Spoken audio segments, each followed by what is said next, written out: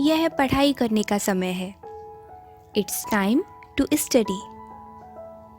नहीं, ये तो खेलने का समय है।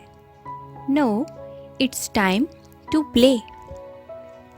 गाइस, जब हमें कहना होता है कि ये तो पढ़ने का समय है, या ये आराम करने का वक्त है, या फिर ऑफिस जाने का वक्त हो गया है, तब हम इट्स टाइम टू का यूज़ करते हैं।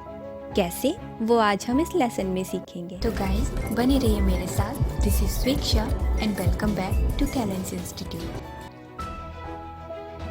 तो आइए इसका स्ट्रक्चर देखते हैं। सबसे पहले it's time to, then first form of verb and extra. So now this is our first example. कुछ करने का समय है। It's time to do something.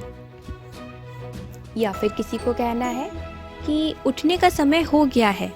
It's time to get up. निकलने का समय हो गया है। It's time to leave. या फिर यह सोचने का समय नहीं है। It's no time to think. या फिर आपको कहना है कि यह चिंता करने का समय नहीं है। It's no time to worry. यह बहस करने का समय नहीं है। It's no time to argue. या फिर ऑफिस जाने का वक्त हो गया है। It's time to go to office. या फिर यह फैसला लेने का वक्त है। It's time to take a decision. Guys, अगर आपको कहना है कि मेरे लिए कुछ करने का समय हो गया है, या फिर किसी के लिए कुछ करने का समय हो गया है, तब आप इट्स टाइम फॉर का यूज़ करेंगे।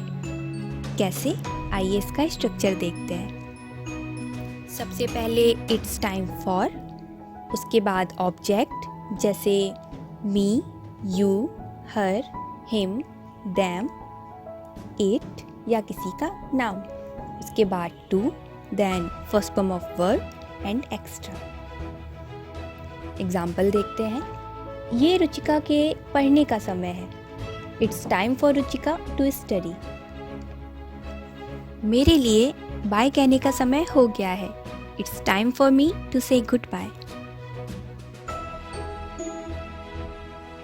So guys, if you enjoyed this video, then please do like and share it with your friends. Also subscribe to our YouTube channel and don't forget to press the bell icon. We will meet in next video. Thank you for watching.